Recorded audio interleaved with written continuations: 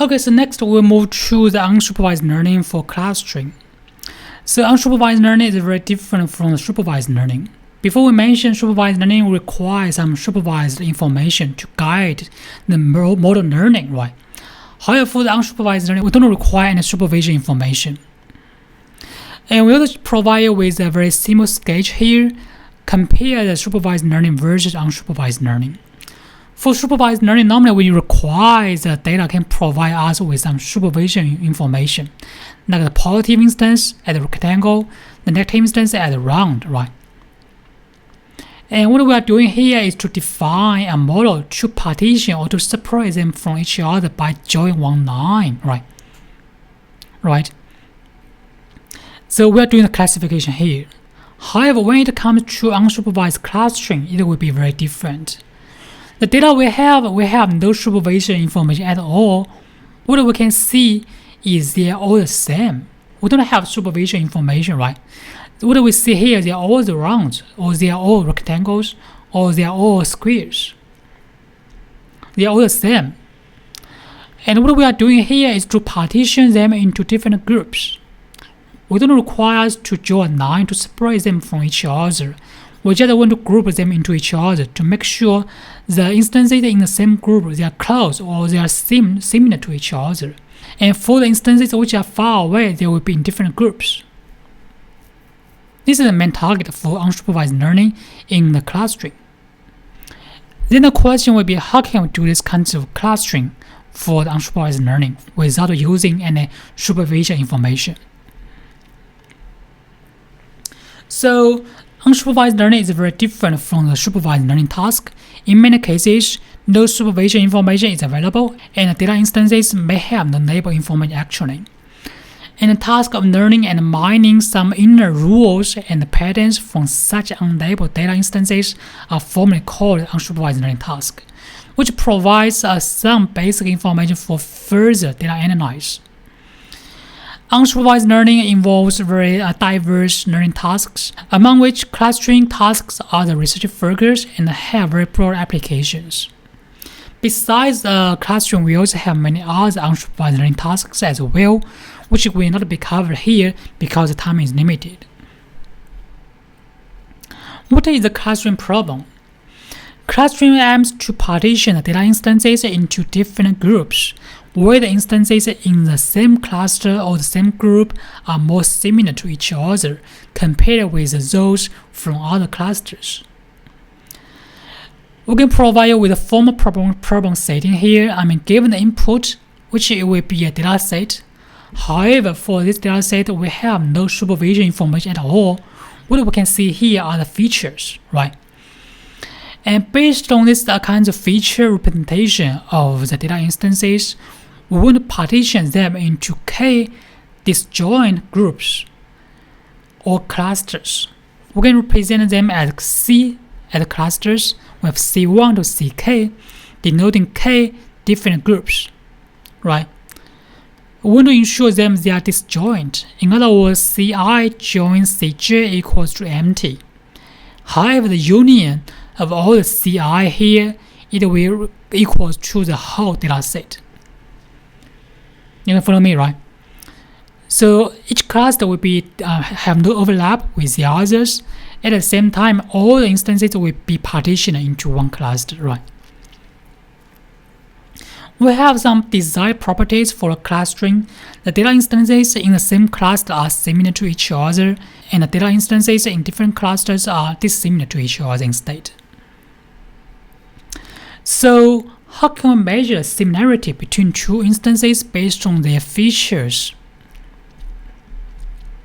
You can think about it, right? How can we say two data instances they are similar to each other? So in clustering, normally we will define a distance function. How can we measure distance between them, right?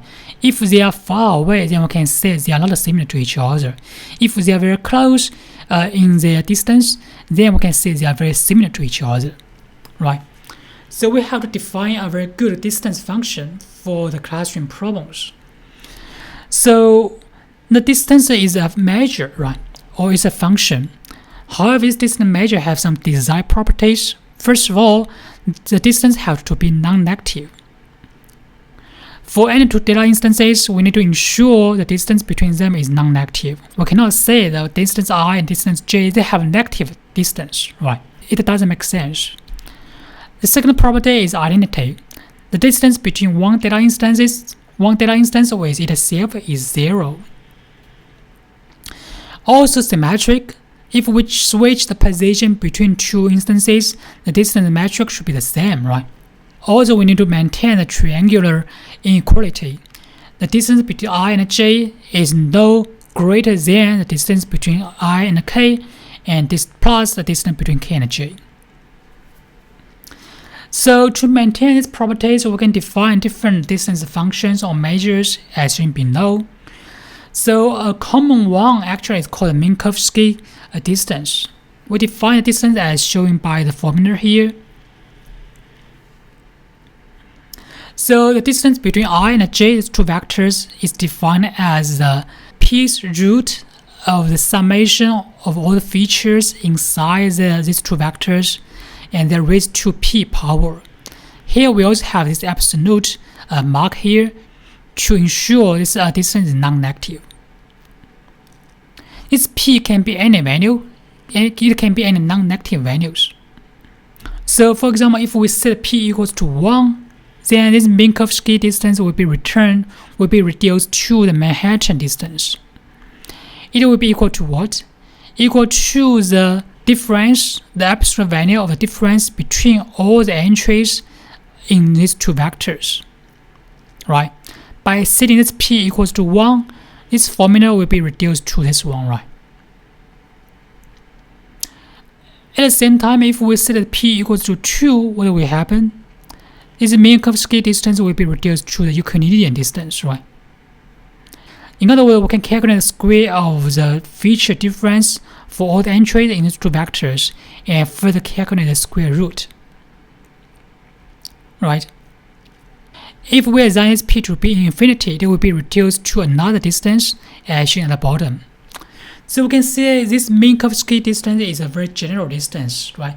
By giving this p different values, we will have different distance definitions. Depending on your problem settings, you can define the distance in different ways. You can use the Manhattan distance, Euclidean distance, according to your problem settings. Okay, so with distance, we can measure how similar the instances are. Then the next question will be, how can we do the clustering? How can we partition them into groups? What kinds of algorithm we can use to do the partition, right? So we have to introduce a very famous clustering algorithm. It's called KMeans. KMeans is an iterative clustering algorithm, and we have several steps in the KMeans algorithm. The first step is called initialization. Given all the data instances in the feature space, we can randomly pick k points at the class centers. You can follow me, right? Given all the instances here, we can randomly pick k instances at the center for the clusters, for the k clusters, of course. Then we start to the iterative clustering. We can alternate step 1 and step 2 until convergence. In step 1, we assign each data point to its closest data centers. So in other words, we have to calculate the distance between the data point with the centers, right? Which one is the shortest distance, then we can assign it to the cluster. So by doing the step 1, all the data instances in the feature space will belong to one cluster, right? And then we do step 2. Based on this clustering, or based on partition of the step 1, right? We can change the class center to be the average of each assigned points. Because, the initial random pick points maybe is not optimal, right? It's not good. We have to update it. We update the centers by calculating the average values of all the data points in each cluster. You can follow me, right? So by doing so, we can have k new centers for these clusters again. And then we do step 1 again, do the partition, and then we do step 2, do the updating, and over again, until convergence. What do we mean by convergence? Convergence means we have no point assignment changes in 2 iterations. In other words, in the previous iteration and the current iteration, the partition of all the points will be the same. If so, then we will converge and we will stop. This is the KMeans algorithm. It's very straightforward, right? Also easy to follow. And let's have a look at how this algorithm will perform in the real-world cases. Here we can consider a very simple case in a 2-dimensional feature space. All the points in the feature space will be represented as a vector with 2 values, right? With 2 features. And we want to partition the data instances into 2 clusters as well. And we assign the k to be 2, right? We partition them into 2 clusters. How can we do this? According to the KMeans algorithm, initially we can randomly pick k random points at the class centers, right? For example, we can pick this one at one center, this one at another center. Then we will alternate this step 1 and step 2, right? So we do the step 1 by assign each data point to its closest centers. So we can find all the data points on this side will be assigned to this center. All the points on this side will be assigned to this center because they are close, right? So by assigning this data point to the centers, we have to do the partition already. We partition the data points into 2 clusters.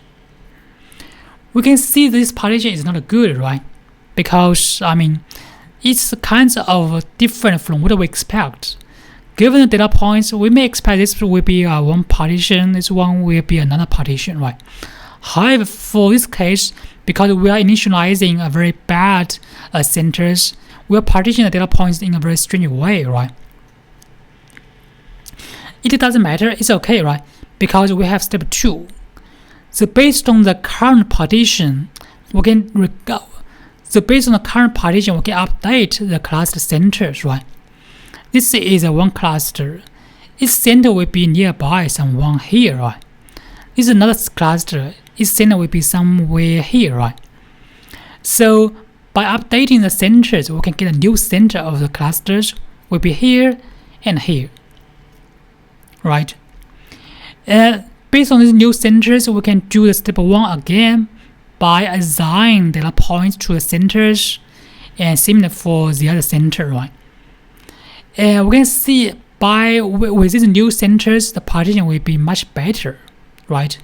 All the points on this side will be in this center. All the points on this side will be in this center. We can repeat this process until convergence and achieve the final clustering of the whole data points. This is how the KMeans algorithm works. And I hope you can follow me, right? You can see in this process the distance metric plays a central role, and this KMeans algorithm generally works based on the distance among the instances, right? And we have to do this iterative updating of both assignment as well as center updating. And until convergence, we will be able to get the clustering of all data points, and we can return this assignment of data points as a result. Alright. So that's it for the clustering. And next we will move to the evaluation metric, which also will be very important because the evaluation metric will be used for measuring the performance of the models.